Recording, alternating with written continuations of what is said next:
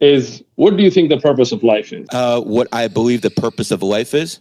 Yes. I think that's what we're all here to figure out, isn't it? I think that the purpose of life is maybe different for different people. I don't think everyone has the same mission on life. Do you believe that, sir? I do not. Okay. So do you believe there's a God? Of course I believe there's a God. I'm not going to argue if there's a God or not. Great. Do you believe that God sent us guidance in the way of prophets like Abraham and Moses and so on? I think that could be taken into question. Good I dawah, think good dawah. when it comes down to it, I can believe in the higher power without believing fairy tales and holy books that cannot be proven. Okay. So once again, the question there was, do you believe there's a God? And you said, yes, I believe. I said, do you believe that God sent us messengers like Jesus and Abraham, Moses, Muhammad, peace be upon them?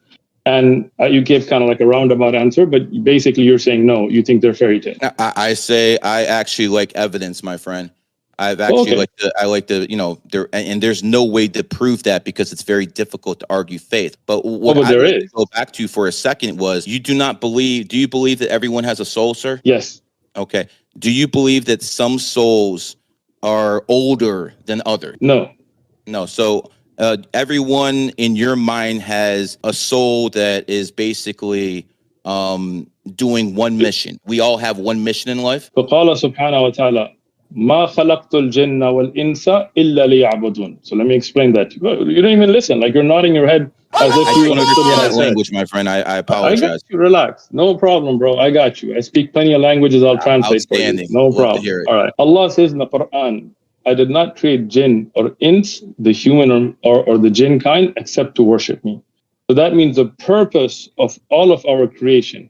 And you can go back to the 10 Commandments, you can go to Abraham, you can go to Moses, but again, you don't believe in them, so we'll talk about that. I believe that those souls were created in a place called Alam al-Arwah, a place that we were only souls. The Prophet Muhammad, peace and blessings be upon him, told us that there was a time when you were just a soul, no body, and you were like armies, meaning you were in brigades, and you met each other. And that's why many times you meet somebody, Sneeko, I'm sure you've had that experience, you meet somebody, immediately you like them. You know, you have this connection. And sometimes you meet somebody and you're like, I'm good with this, True. So this is something that I believe. That soul then transferred into a different level of existence. At first, it was just a soul.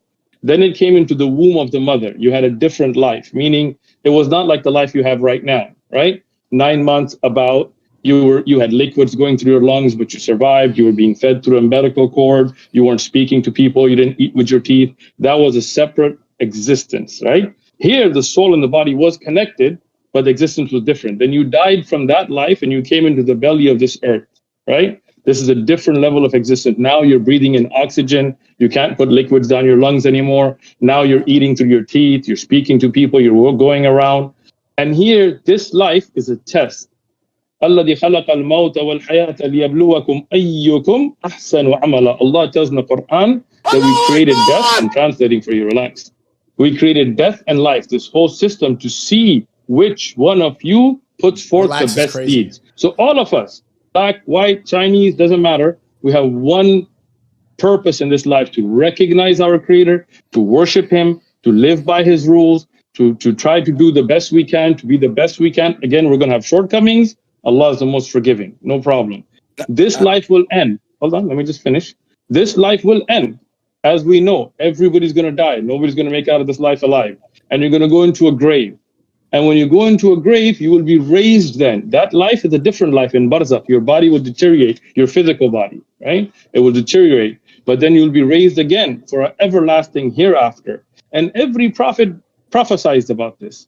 And that's why if you're Jewish, if you're Christian, if you're Muslim, you do believe that Allah, the Creator, whether you call Him Yahweh or whatever, sent prophets. Tell us about the mission of our life. Don't worship idols. Don't worship images, right? Here your Lord is one. Look at the 10 Commandments. Don't kill, don't steal, all of that. I believe that's guidance from the Creator of the universe being sent through His prophets.